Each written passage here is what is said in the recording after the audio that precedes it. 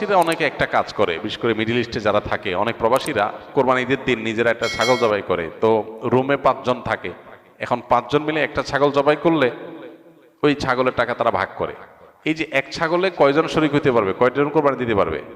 একজন। ভগ্নাংশ দেওয়া যাবে না। তাহলে একজন কোরবানি দিলে রুমের যে কোনো একজন কোরবানি দিবে, তো বাকি 4 জন তারা কি বসে বসে খাবে? গোশত তো সবাই খাবে। তো এই জন্য তারা 5 জন মিলে ভাগ করে টাকা দেয়। এখানে কারোরই আসলে কোরবানি হবে না, জবাই করা হবে, পশুর গোশত খাওয়া হালাল হবে, কিন্তু কোরবানি হবে না।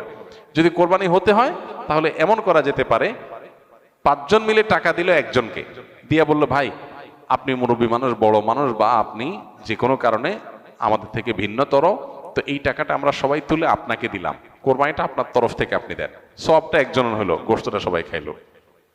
বা এই বছর আপনার তরফ থেকে হলো, পরের বছর আমরা আবার সবাই টাকা পয়সা দিলাম, ভাই আরেকজন হলো, টাকা আপনাকে দিয়ে দিলাম আপনার তরফ থেকে হোক, কোরবানিটা একজনের হবে।